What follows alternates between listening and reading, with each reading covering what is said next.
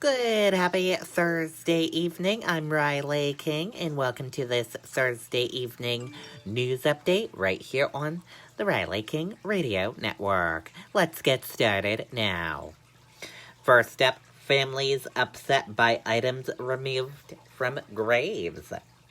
Relatives of those buried in the new Pine Grove Cemetery in Raymond, New Hampshire were shocked when they showed up this spring to prepare headstones for the season and found flowers, yarns, and mementos that went untouched for decades had suddenly disappeared.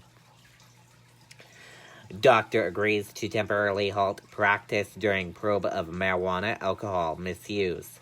A New Hampshire doctor has agreed not to practice while state officials consider his alleged misuse of marijuana and alcohol.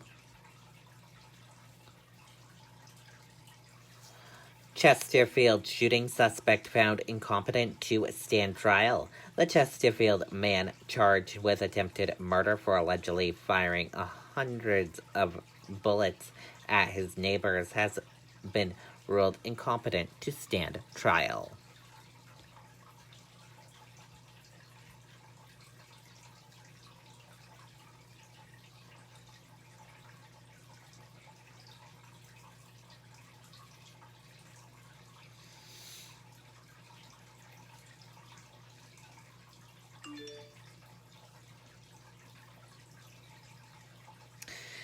New Hampshire home prices reach record levels as people flock there from other states. Let's take a listen to that video from NECN/NBC10 Boston.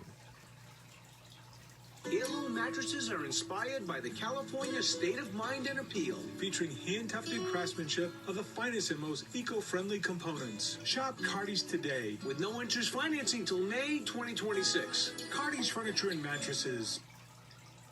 A new record-high median home price in New Hampshire, proof that people are emerging from the pandemic, ready to relocate to the Granite State. We have NBC 10's Catherine Underwood joining us live from Plastow with more on what's behind the numbers, Catherine. Well, JC, this is really a simple issue of supply and demand. Right now, more and more people are still working from home, and they've got their sights set on coming up here, moving to New Hampshire. The problem is that there just aren't enough houses available. Ask a first-time home buyer about the housing market, and you'll likely hear this. It's a lot of disappointment. But ask someone who just sold their home, and it's a different story. Like winning the lottery a little bit? Yeah. The median sales price for a home in New Hampshire skyrocketed to a record high of $402,000 last month, a 25% spike from this time last year. It's crazy. It's never been like this before. Longtime realtor Tessa Rigattieri says it's clearly the result of work from home orders during the pandemic. Many people who are moving to New Hampshire are moving from Massachusetts or New York, and they're selling their homes very high at a high price and coming with their cash to New Hampshire, where you do get more square footage and more acreage. With 60% fewer homes on the market now than a year ago, buyers are waiving appraisals and inspections and offering way over asking just to be competitive. I think we put in about 20 offers and saw almost 50 houses. That means on the flip side, I had a handful of offers, all over asking, escalation clauses. It's not uncommon for sellers like Tracy Musho. I was, oh my God, this is crazy. To get upwards of $100,000 more than they expected. It was a good feeling. If you can take advantage of it, take advantage of it. So I do have some good news for buyers right now. As we emerge from the pandemic, more and more houses are coming on the market. So experts in this area do believe that we might see the market normalize at some point this year. By the way, James, who you met earlier in this piece, he did finally have an offer accepted, and he and his partner close on their first home next month. Reporting live in Plastow, New Hampshire, Catherine Underwood, NBC 10 Boston. Okay, and there you go on that video and that report.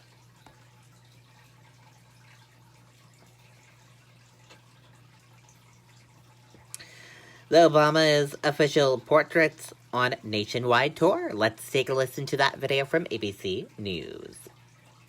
Find a rental car that's the right price, location, size, and more. Search Kayak now.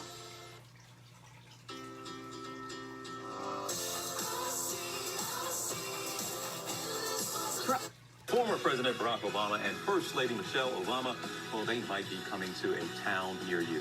Well, their portraits anyway. Their official portraits have left the Smithsonian for a nationwide tour. First stop, their hometown, and WLS reporter Jesse Kirsch has the exclusive first look. Right now, the Obamas visiting hometown Chicago. That is, their official portraits are. The paintings already drawing huge crowds in Washington, D.C. And now the Smithsonian National Portrait Gallery sending them on a cross-country tour.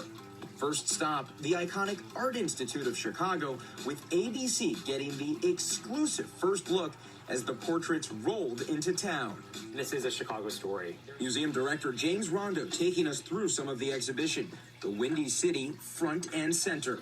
I think so much of the story of Barack and Michelle Obama in Chicago is centered on the South Side. Visitors seeing where the former first couple lived and worked inside the museum where their love story flourished. President Obama, the first black president, Michelle Obama, the first black first lady, Kanda Wiley and Amy Sherrill, the first black artists chosen to represent the official portraits for the National Portrait Gallery. And there's another first. These portraits on display side by side for the first time since their unveiling in 2018. All that iconicity around power and celebrity is there, but also they're incredibly accessible. And now even more true, with visits also planned in New York, Los Angeles, Atlanta, and Houston. We want to share the collections with communities who are outside of Washington, with young people who are studying history and are learning about the power of the presidency. Odds are you'll need to get in line for a close-up look at the Obama portraits, but even if you don't want to wait, you can still catch a glimpse from out there. Looking through the windows of the Art Institute's main halls may satisfy some, but others will surely want to get much closer. Will be a very visible, high energy, I hope super popular way to kind of reestablish the notion of a visit to the art museum as something popular, safe, secure. And joining us now, look what we have, Jesse Kirsch from the Art Institute of Chicago. Jesse, thanks for being here with us. And just a question here, what kind of turnout? What are they expecting in terms of buzz and people coming out at the museum to see these? Hey, good afternoon, TJ. Thanks for having me with you. They're expecting a lot of people here at the Art Institute of Chicago, thousands each day. The National Portrait Gallery says when these paintings debuted in 2018, over that next year they saw about 1 million more people coming through the Smithsonian. Lines wrapped around the building. Here in Chicago, the first 7 days are free for Illinois residents, but all of those tickets already sold out. But I'll see if I can find one for you and Amy if you want to come through. The exhibition starts tomorrow right here in Chicago. Don't use my name, use hers. My name won't get you anywhere. All right, Jesse Kirsch of WLS in Chicago, thank you so much. Well, hey there, Okay, and there you go on that video and that report. And that does it for this evening news update right here on the Riley King Radio Network. Have a wonderful evening. Thank you for tuning in. Good night and goodbye.